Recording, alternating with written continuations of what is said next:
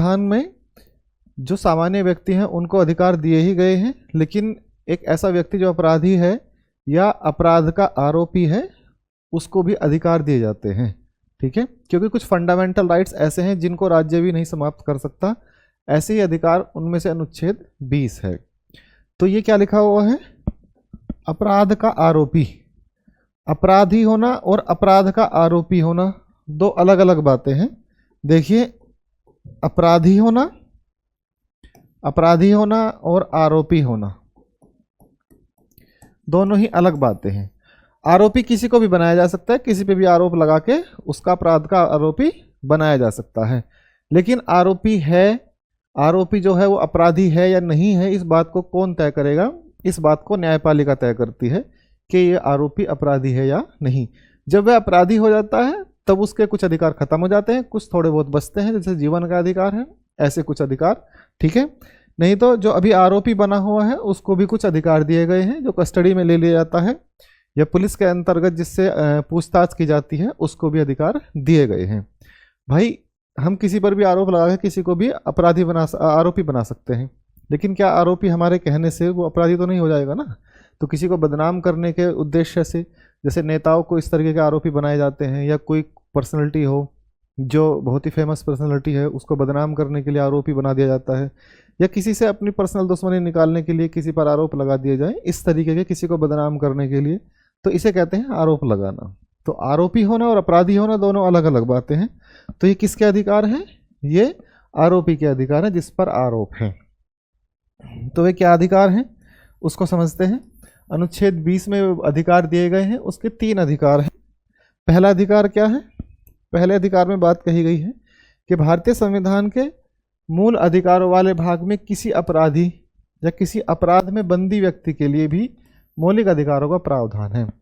जैसे मान लिया कहीं पे झगड़ा हो जाए, ठीक है, कहीं पे झगड़ा हो जाए या मर्डर हो जाए, ठीक है, या मर्डर हो जाए या हत्या कहते हैं इसे, क्या हत्या हो जाए। ठीक, अब पुलिस को तो ये पता नहीं है कि हत्या या मर्डर किसने किया हुआ है, लेकिन पुलिस क्या करेगी? संदिग्ध व्यक्ति को पकड़ेगी। किसको पकड़ेगी? संदिग्ध व्यक्ति को। और संदिग्ध व्यक्ति का मतलब क्या है? ऐसा व्यक्ति जिस पर शक किया जा सकता है या लिंक निकलता है।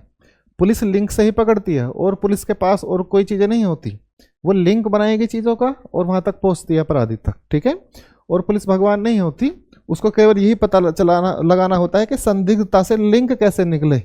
अगर अपराध से लिंक हो रहा है तो वो थोड़ा बहुत चीज़ों को यूज करके, कुछ अपने अधिकारों को यूज करके, कानूनी अधिकार जो है उससे चीज़ों को उगलवा लेती है और सच को सामने लेकर आ जाती है। ठीक है, तो जहाँ कहीं हत्या हुई है तो उसमें संदिग्ध पकड़े जाते हैं।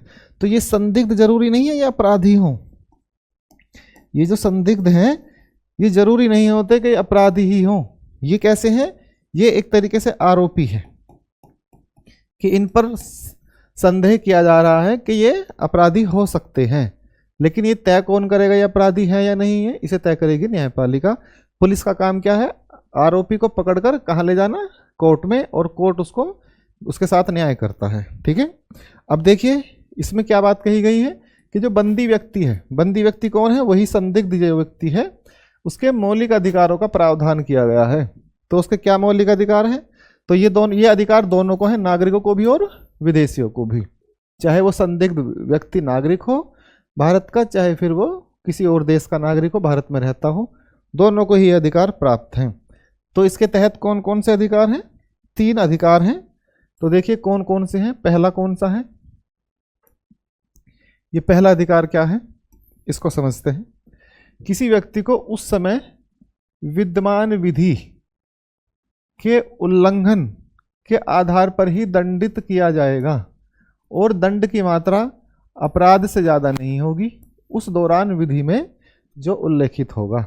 सिंपल सी बात कही गई है कि किसी व्यक्ति को अपराध करते समय उसके दंड में जितनी अवधि की जो उसकी सज़ा है उतना ही दिया जाएगा, अपनी तरफ से हम कुछ नहीं कहेंगे।